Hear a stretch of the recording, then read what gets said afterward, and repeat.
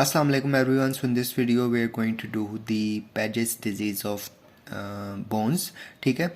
अब Paget's disease इसको क्यों कहते हैं, क्योंकि एक Paget's एक साइंटिस्ट था, उसने Paget's disease of nipple भी बताया था जो हम लोगों ने ब्रेस्ट की पैथोलॉजी में किया हुआ है. ठीक है. और जो Paget's disease of bones है ना, वो ये है. ठीक है.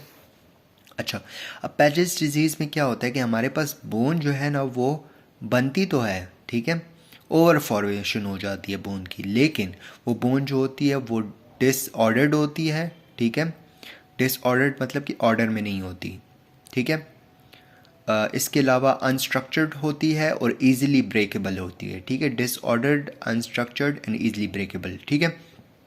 अच्छा, फिर इसके बाद ना हमारे पास इसमें सिर्फ फ़िलहाल के लिए देखो कि बोन्स जो हैं वो बहुत भारी हो जाती हैं. ऑब्वियसली ओवर फॉर्मेशन होती है ना बोन की, हैवी हो जाती हैं. इसके अलावा और सिम्टम्स भी होते हैं, पेन वगैरह होता है. ठीक है. फ़िलहाल के लिए इतना काफ़ी है.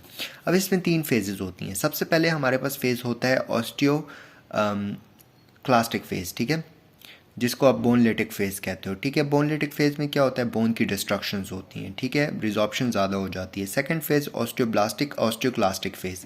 इसमें क्या होता है कि बोन बन भी रही होती है और बोन जो है वो टूट भी रही होती है. ठीक है. अब जो बोन बनती है ना वो हमारे पास बहुत ज़्यादा बन जाती है. ठीक है. और वो अनस्ट्रक्चर्ड और डिसऑर्डर्ड और ईजिली ब्रेकेबल होती है. ठीक है. फिर लास्ट स्टेज जो है वो ऑस्टियोस्क्लेरोसिस है. ठीक है.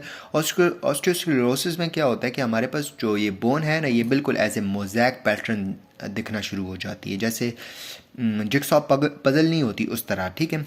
मोज़ैक पैटर्न दिखना शुरू हो जाती है. ठीक है. इसके अलावा इस स्टेट में क्या होता है कि हमारे पास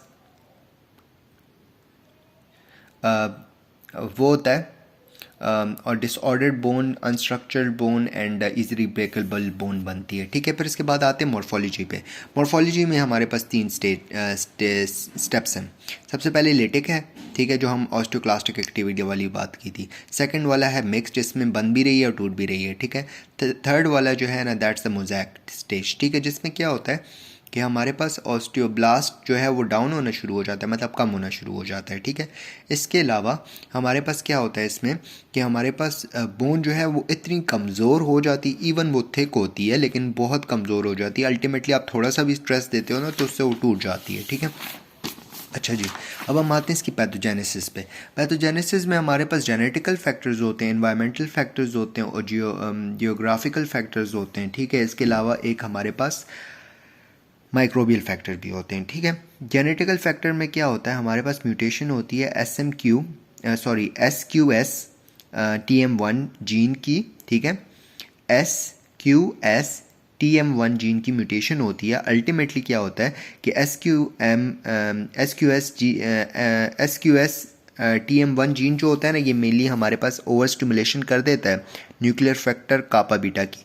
ऑब्वियसली अगर ये एक्टिवेट हो जाएगा तो हमारे पास ऑस्टियोक्लास्टिक एक्टिविटी इंक्रीज हो जाएगी. ठीक है. इसके अलावा हमारे पास कुछ और अदर फैक्टर्स भी होते हैं जो हमारे पास रैंक का एक्टिवेशन करा देते हैं और OPG की डीएक्टिवेशन करा देते हैं. ठीक है. इसके अलावा इन्वायरमेंटल फैक्टर्स होते हैं, जियोग्राफिकल फैक्टर्स होते हैं. ठीक है. Now we have microbial factor. Microbial factor में हमारे पास है पैरामेक्सोवायरस. ठीक है. पैरामेक्सोवायरस क्या करता है, इंटरलेकिन 1 इंटरलेकिन 6 मैक्रोफेजेस कॉलोनी स्टिमुलेटिंग फैक्टर्स का लेवल इंक्रीज करा देता है. अल्टीमेटली बोन्स की डिस्ट्रक्शन और ये सारा कुछ होना शुरू हो जाता है. ठीक है. अच्छा, अब जब आप क्लिनिकल फीचर्स में देखते हो ना, हमारे पास सबसे पहले आती है अगर सिंगल बोन इन्वॉल्व है तो उसको हम मोनोस्टोसिस कहते हो. ठीक है, मोनोस्टोटिक. अगर मल्टीपल बोन इन्वॉल्व हैं तो उसको पॉलीस्टोटिक कहते हो. ठीक है. इसके अलावा हमारे पास बोन में पेन भी होता है. ठीक है. इसके अलावा एक और चीज़ होती है जिसको हम लियोन थेसिस कहते हैं, लियोन थेसिस ओशिया, जिसमें लॉइन लाइक फेस हो जाता है, बहुत अजीब सा बड़ा सा फेस हो जाता है. ठीक है. फिर आते हैं प्लेटिबेशिया. प्लेटिबेशिया में क्या होता है, प्लेटिबस नहीं होता, उसकी तरह बिल्कुल फ्लैट जो है आपका माथा हो जाता है. ठीक है. इसके अलावा सेकेंडरी ये ऑस्टियोआर्थराइटिस भी कॉज कर सकता है. ठीक है. और काइफोसिस और लॉर्डोसिस भी कॉज करता है. काइफोसिस में आपकी जो गर्दन ये पिछली बैकबोन जो है ना वो झुक जाती है और लॉर्डोसिस में बिल्कुल ऐसे करके हो जाती है, ऐसे. और काइफोसिस में ऐसे. ये सर है आपका. ठीक है. ये सर, ये सर, ये सर. ठीक है. अच्छा जी, दैट्स इट, फिर done with this topic. Next video में हम लोग आगे कंटिन्यू करते हैं। थैंक यू, जज़ाकल्लाह खैर।